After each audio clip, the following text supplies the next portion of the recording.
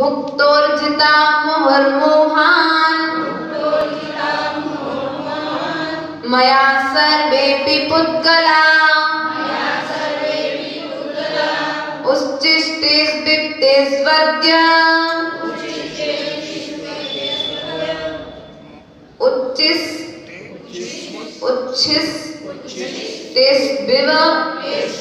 उच्छिष्टेष्विव तेष्वद्य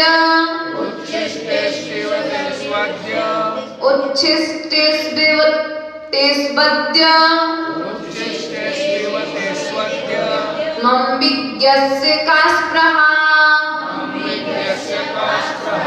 मम विज्ञस्य का स्पृहा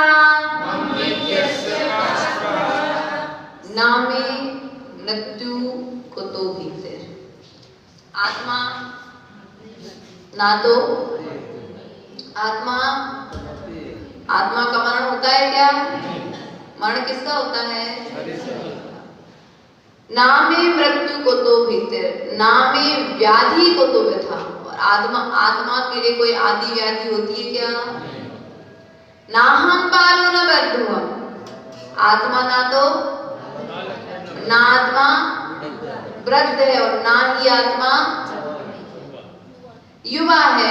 ये सब जो पुद्गल के परिणमन है, क्या है सब? यह जो सब कुछ चल रहा है, यह सब कुछ पुद्गल का परिणमन है। किसका परिणमन है भैया? पुद्गल का परिणमन है। क्या है पुद्गल का परिणमन?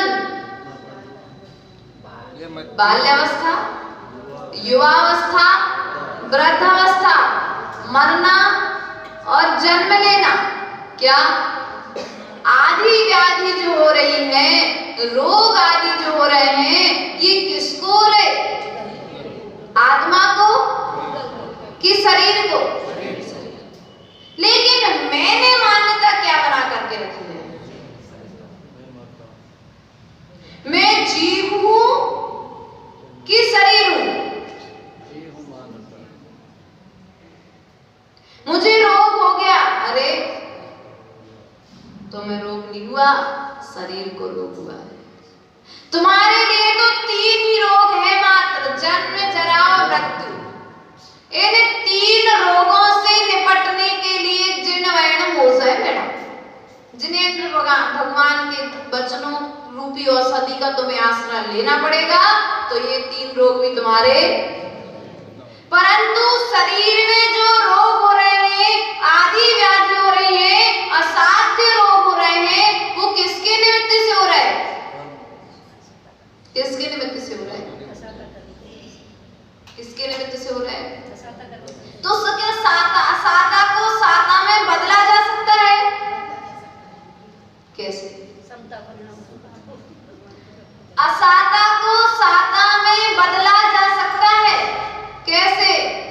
समता पूर्वक। उसमें अपनी ज्ञान बुद्धि लगाओ, अज्ञान बुद्धि मत लगाओ। मोबाइल चलाते हो? मोबाइल तो ये शरीर क्या है?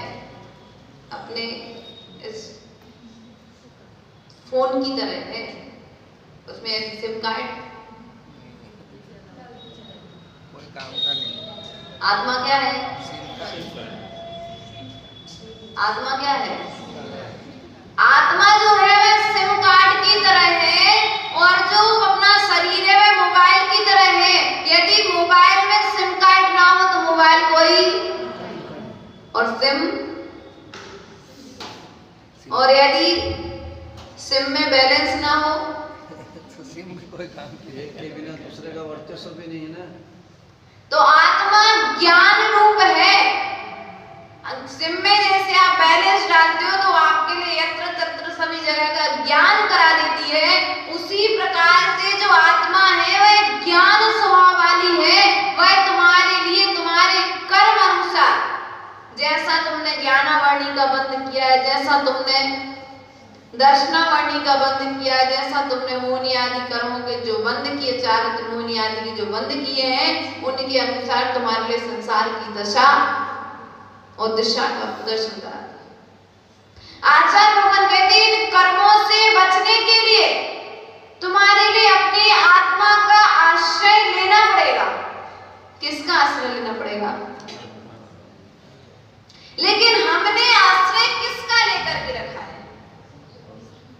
शरीर मोटा हो गया तो मोटा मान लिया, शरीर दुबला हो गया तो शरीर को दुबला मान लिया, शरीर युवावस्था को प्राप्त हो गया तो युवा मान लिया, शरीर वृद्धावस्था को प्राप्त हो गया तो वृद्ध मान लिया, शरीर बालक अवस्था को प्राप्त हो गया तो हमने बालक मान लिया।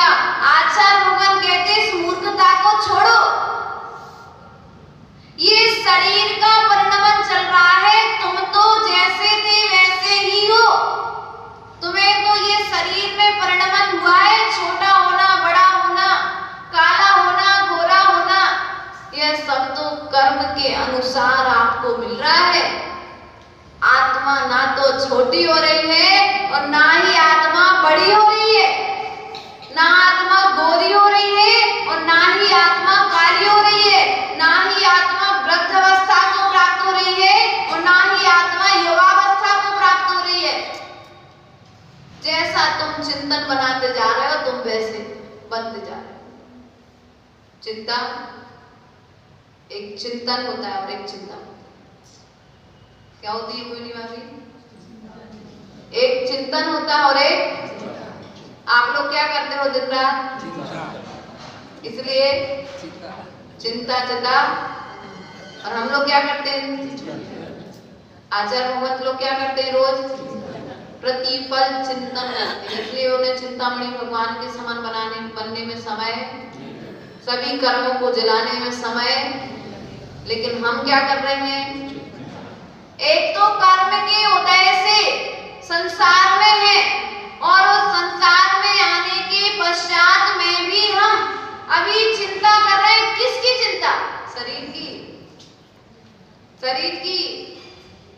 भैया तुम्हारा पड़ोसी तो फिर भी तुम्हारा सगा हो सकता है, शरीर ना तो कभी किसी का सगा हुआ है और ना कभी होगा। एक पड़ोसी को तो फिर भी तुम पे दया आ जाएगी देवेंद्र भैया, लेकिन इस शरीर को किसी पर दया नहीं आएगी। लेकिन तुम किस पे दया करके बैठे हो? सबसे ज्यादा प्रेम पड़ोसी तुम पे दया कर लेगा, लेकिन तुम्हारा शरीर जब तुम्हें दर्द होगा तो वह तुम पे दया नहीं करेगा। इसलिए भैया इस शरीर से अपनी बुद्धि का त्याग करो, मोह बुद्धि जो लगा करके रखी उसका त्याग करो। हमने आत्मा को बड़ा मान लिया, आत्मा को छोटा मान लिया, आत्मा को वृद्ध मान लिया, आत्मा को सुंदर मान लिया, आत्मा को असुंदर मान लिया। भैया तुम तो सुंदर स्वरूप हो, दिव्य आत्मा स्वरूप हो, सिद्ध आत्मा स्वरूप हो, निराकार हो। तुम्हारा कोई आकार है क्या? आत्मा का कोई आकार है क्या? आत्मा का कोई आकार नहीं है। आत्मा असुंदर नहीं है, वह इतनी सुंदर है कि हमारी आंखों का विषय नहीं बन सकती। हाँ? इतनी सुंदर है आत्मा कि हमारी उद्गल की आंखें उस आत्मा को देख नहीं सकती, लेकिन अनुभव कर सकती है। अनुभव कब करोगे? ज्ञान तो सब है, लेकिन आचरण में ज्ञान तो हमें एक एक चीज का है, लेकिन दर्शन ज्ञान की पूजा के साथ साथ यदि चारित्र आ जाए तो 3 लोक की संपत्ति तुम्हारे चरणों में पड़ी रहेगी।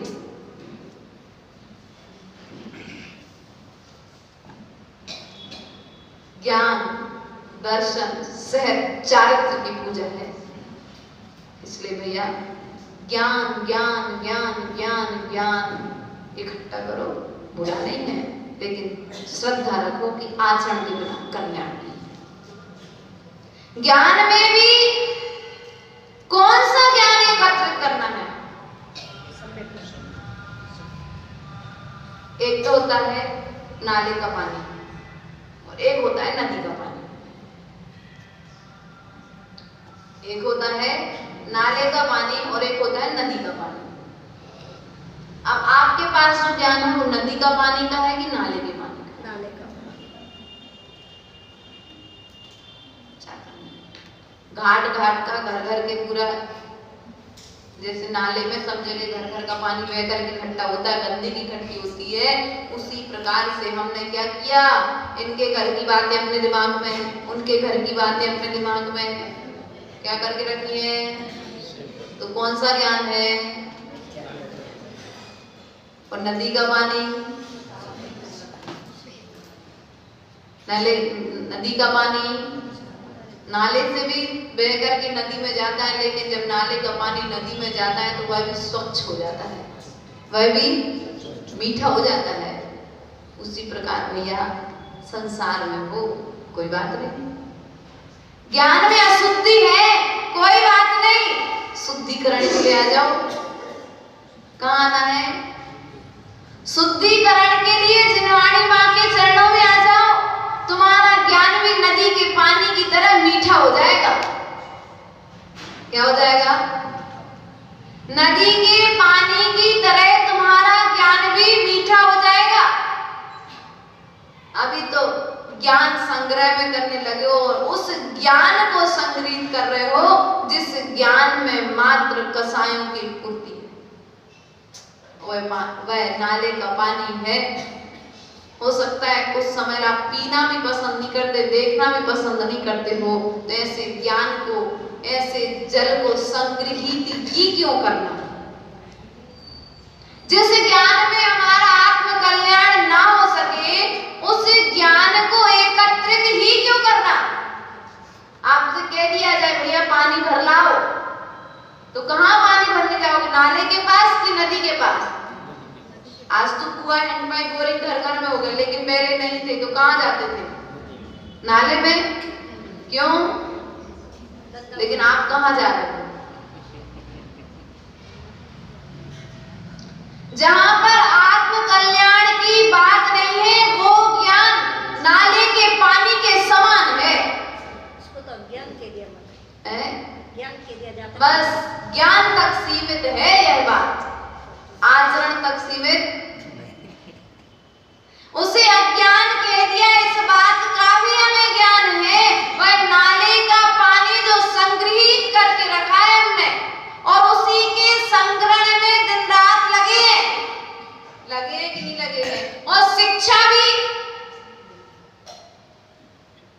उस ज्ञान के बिना कुछ होगा नहीं। हम कहते भैया तुम उस ज्ञान को प्राप्त करने में, नाले के पानी को संग्रहित करने में दिन रात लगे हो, हम नदी के पानी को संग्रहित करने में दिन रात लगे हुए हैं, और आप वहां और हम। जिन्होंने नदी के पानी को संग्रहित किया वे 3 लोग के, और जिन्होंने नाले के पानी को संग्रहित किया वे संसार में 3 लोग के नाथ, जिनके पास में मात्र आत्म कल्याण के ज्ञान के अलावा कोई दूसरी बात नहीं थी। और हमारे पास में आत्म कल्याण का ज्ञान तो एक तरफ, पर कल्याण और अपने कल्याण के विषय में भी मात्र शरीर के कल्याण का ज्ञान है। आचार्य भगवान कहते हैं तुम्हारा ज्ञान जितना स्ट्रॉन्ग होगा, ताकतवर होगा, स्वच्छ होगा, उतना तुम्हारा चिंतन स्वच्छ होगा, और चिंतन स्वच्छ होगा तो साधना होगी, और साधना स्वच्छ होगी तो सिद्ध बनने में, अर्थात सिद्धि होने में समय। लेकिन हमारी स्थिति क्या है?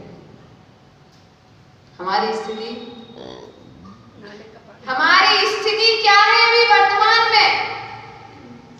नाले के पानी को स्वयं ने भी संग्रहित किया, आगे आने वाली पीढ़ी को भी वही शिक्षा दे रहे हैं। यदि हम नदी के पानी को संग्रहित करने की शिक्षा देते तो इस सभा में आपके साथ साथ आगे आने वाली पीढ़ी भी। लेकिन हमने नाले के पानी का इतना अधिक महत्व बता दिया है कि उन्हें अभी इस विषय का महत्व का ज्ञान ही नहीं है। हम कहते हैं पैसा कमाओ, पैसा कमाओ, पैसा कमाने की आवश्यकता ही नहीं है, तो इस ज्ञान को तो संग्रहित करो, पैसा तुम्हारे चरणों में पड़ा रहेगा, तुम्हें उठाने की इच्छा नहीं होगी क्या? बताओ।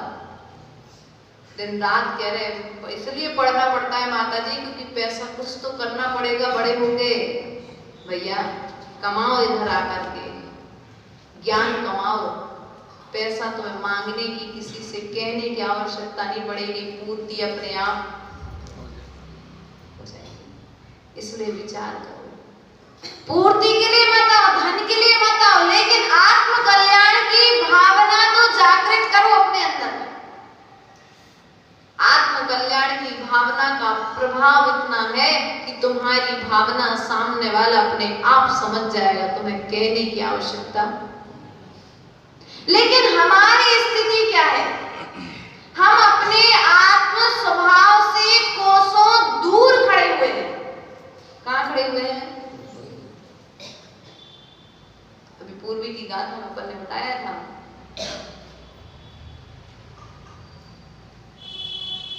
एक व्यक्ति के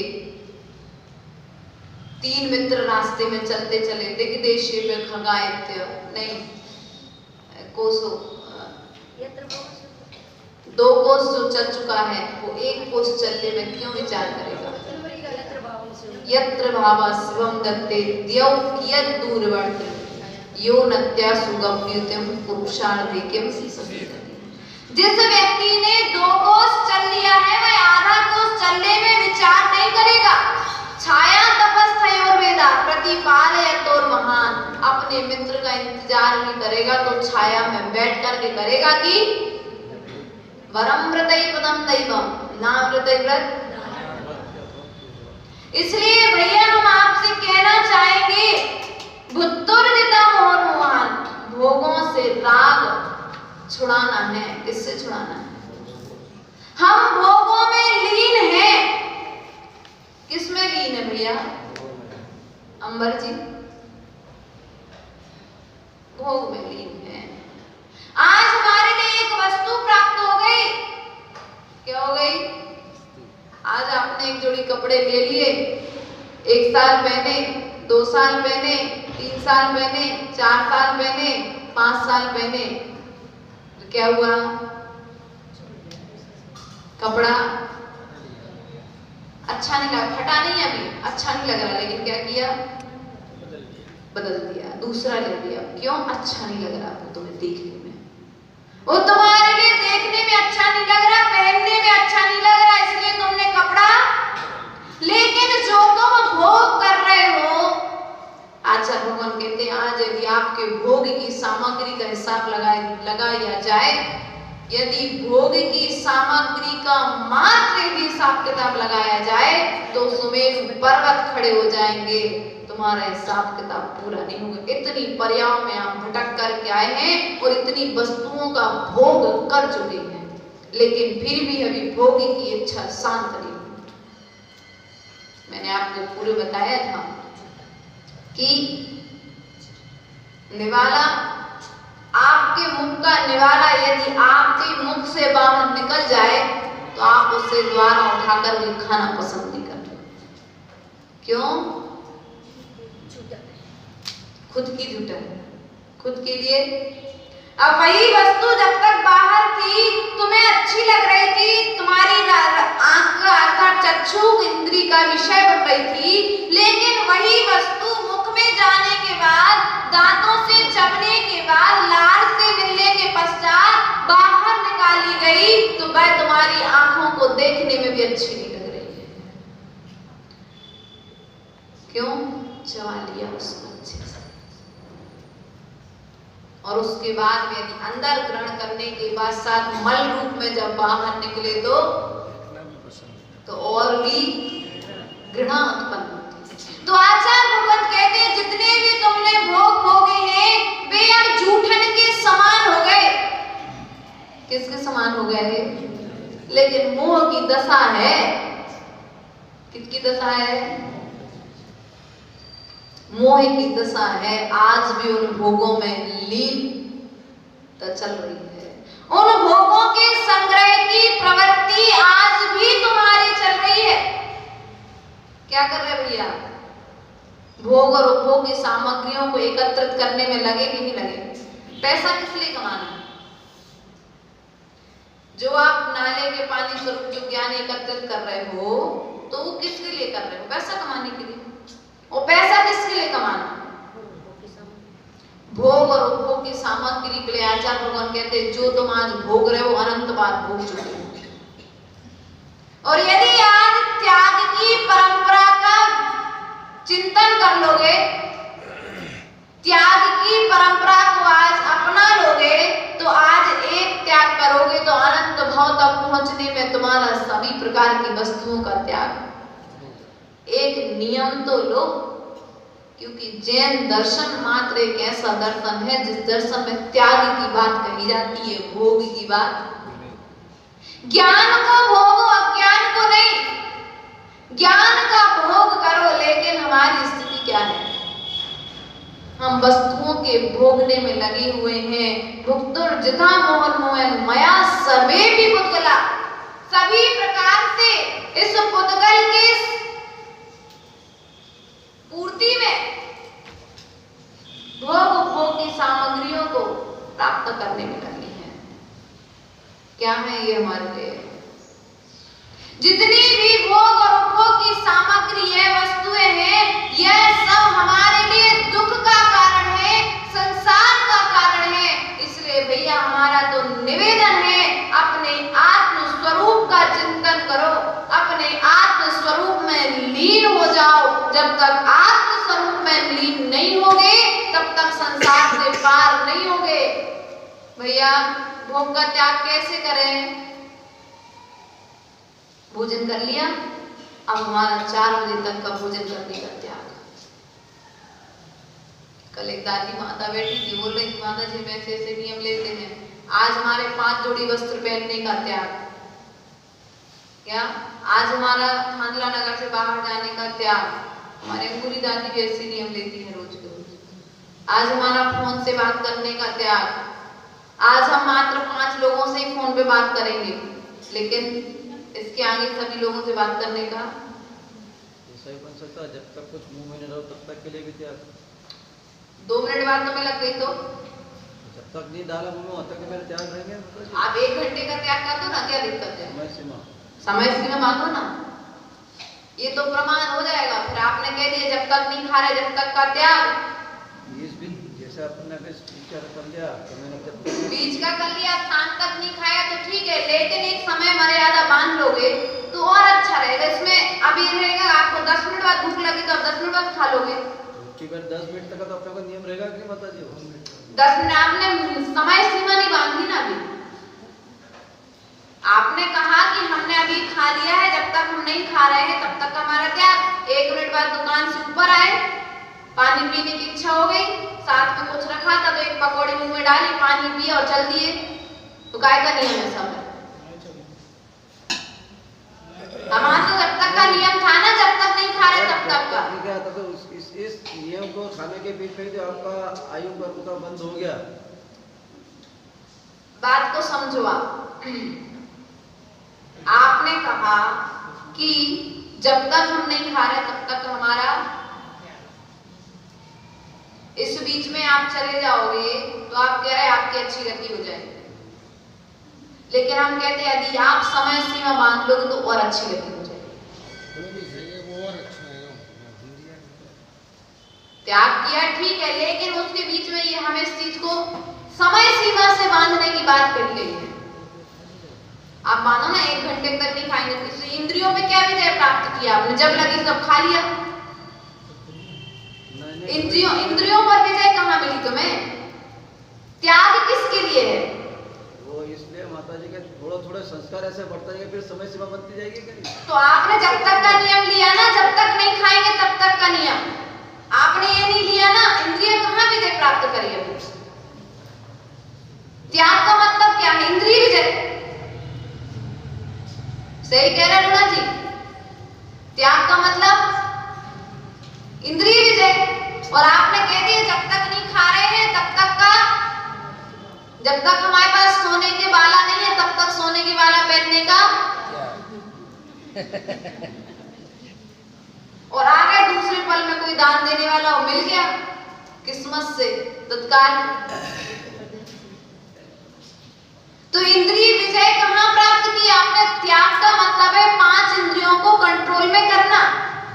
जब इंद्री ने मांगा तब आपने दे दिया तो कैसा त्याग फिर? शरीर ने कहा प्यास लगी है, नहीं महानता तो जब मानते जब आपको प्यास लगती और आप कहते हमारा 6 घंटे के पानी का त्याग है, तब इंद्री पर विजय होती, तब मानते आपका त्याग। जब पानी मांगा तब पानी दे दिया, ये तो मन आदि काल से करते आ रहे हैं, ये तो उन बच्चों के लिए है जो नहीं करते। संस्कार रूप है, धीरे धीरे संस्कार रूप क्या है? तुमने जब मांगा तब दे दिया, काय का संस्कार पड़ा आत्मा पे? बस ये हो गया कि हम त्याग इतना जान लिया कि त्याग करना पड़ता है, बस अभी जाना मात्र है, अभी किया नहीं है कुछ भी, क्योंकि जब मांगा तब आप दे रहे हो शरीर के लिए। सही चल रहा है? इंद्रियों को कहाँ विजय प्राप्त हुई? तो अपनी तरफ से गलियारा निकाल लिया। रास्ता है, सब अपनी तरफ से निकाल सकते हैं। आना तो मंदिर तक सबको ही है, कोई पास वाली गली से आएगा, कोई दूर वाली गली से आएगा, लेकिन कोई उड़ के तो आ नहीं पाएगा। आना सबको है, लेकिन मार्ग ऐसा निकालो जिस मार्ग से आप जल्दी पहुंच जाओ, उसका मार्ग है इंद्रिय विजय। तो इंद्रियों पर विजय प्राप्त करने के लिए मार्ग क्या है? समय सीमा बांधनी पड़ेगी। क्या करनी पड़ेगी? समय सीमा बांधोगे तो इंद्रियों पर विजय जल्दी प्राप्त कर पाओगे, लेकिन समय सीमा नहीं बांधोगे तो इंद्रियों पर विजय। अब दुकान में बैठे 6 घंटे तक प्यास लगी थी, नहीं दे पाए पानी, लेकिन किस कारण से नहीं दे पाए? दुकान पे बैठे थे इसलिए नहीं दे पाए, इच्छा तो हुई थी अंदर में। इसलिए हमारे कहने का तात्पर्य आपसे इतना मात्र है कि कोई भी नियम लो, 1 दिन का लो, 2 दिन का लो, 3 दिन का लो, 4 दिन का लो, 4 घंटे का लो, 1 घंटे का लो, आधे घंटे का लो, लेकिन समय सीमा से बंध करके लो। उस समय सीमा के भीतर में यदि आपकी मृत्यु होती है, उस नियम का फल आपको देगा। एक शराबी का उदाहरण आचार्य गुरुदेव के मुख से प्रवचन में कई बार सुना था। एक शराबी ने नियम ले लिया कि उसने भी समय सीमा बांध लेते हैं। इतनी बड़ा हॉल है, वह मुनिराज के श्री चरणों में पहुंचा तो महाराज ने कहा कि भैया तुम शराब छोड़ दो। महाराज ने कहा, शराबी ने कहा कि महाराज मैं सब कुछ छोड़ सकता हूँ, लेकिन मैं शराब नहीं छोड़ सकता। महाराज ने कहा ठीक है भैया, नहीं छोड़ सकते तो एक काम करो, हमारी बात मानोगे? बोले ठीक है। तो बोले एक काम करना, धागा होने वाला काम चलता था पहले, धागा गुथते थे ना, तो एक टाका उसका उधर रहता था और एक खम्भा इधर रहता था। तो आचार्य महाराज ने कहा था, महाराज जी ने कहा उस व्यक्ति से कि जब तक तुम उस खंबे से इस खंबे तक ना आ जाओ तब तक तुम्हारा शराब का, और जब तक तुम इस खंबे से उस खंबे तक ना पहुंच जाओ तब तक तुम्हारा शराब का क्या हो गई? समय सीमा। उदाहरण समझ में आ गया? समय सीमा नहीं थी तब तक नियम का फल नहीं था, लेकिन समय सीमा बन गई कि जब तक मैं उस खंबे से इस खंबे तक नहीं आ जाऊंगा तब तक मेरा शराब का त्याग है। कैसा करते करते बहुत दिन बीत गए, और दिन बीतने के पश्चात में धागा पोते पोते एक दिन उस व्यक्ति का बीच में मरण हो गया, वह देवगति को प्राप्त हो गया। इसलिए अपन इतने मिनट का भी 10 मिनट का नियम लेकर के भी अपनी गति को सदगति में बदल सकते हैं। क्या कर सकते हैं? संस्कार बन गया उसका कि मुझे बीच में शराब नहीं पीनी है, मैंने मुनिराज से नियम लिया है, श्रद्धा हो गई। क्या हो गई?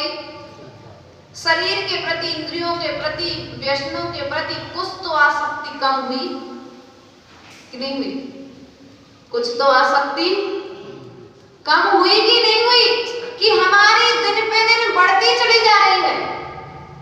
जैसे कि किसी व्यक्ति को खाद हो जाए तो खुजाने पर दाद खाद होती है ना, किसी व्यक्ति को हो जाए तो खुजाने पर बढ़ती है कि घटती है? लेकिन सामने वाले को क्या लगता है? अच्छा लगता है, कुछ समय के लिए अच्छा लगता है। कुछ समय के लिए तो उसी प्रकार से हमारी स्थिति है, जैसे जैसे तुम्हारा धन बढ़ रहा है वैसे वैसे तुम्हारी आसक्ति बढ़ती चली जा रही है, और आसक्ति बढ़ती चली जा रही है तो यहाँ तुम्हारा संसार भी बढ़ता चला जा रहा है। इसलिए भैया हमारा आपसे इतना ही कहना मात्र है कि इंद्रिय विजय बनो। क्या बनना है? इंद्रियों पर विजय प्राप्त करो, इंद्रिय जय बनो। हमारे तीर्थंकर हुए, हमारे भगवान महावीर स्वामी आदि जो हुए हैं वे इंद्रिय विजय हैं। हमारे तीर्थंकर जो हैं, वर्तमान मुनिराज हैं, वो इंद्रिय जय हैं। पांचों इंद्रियों पर उन्होंने जय प्राप्त कर लिए, विजय प्राप्त कर लिए। हम दूसरे पर शासन करना चाहते हैं, आचार्य भगवान कहते तुम अपनी 5 इंद्रियों पर शासन कर लो, 3 लोक में तुम्हारा शासन हो जाएगा। अपनी 5 इंद्रियों पर तो शासन करो, 5 इंद्रियों पर तो कंट्रोल करो। किस पर कंट्रोल कर रहे हैं हम? पर। पुत्र को अपने कब्जे में रखना चाहते हैं, बहू को अपने कब्जे में रखना चाहते हैं, पोते को अपने कब्जे में रखना चाहते हैं, परिवार के प्रत्येक सदस्य को अपने कब्जे में रखना चाहते हैं। समाज हमारे अनुसार चले, हमारे बिना कोई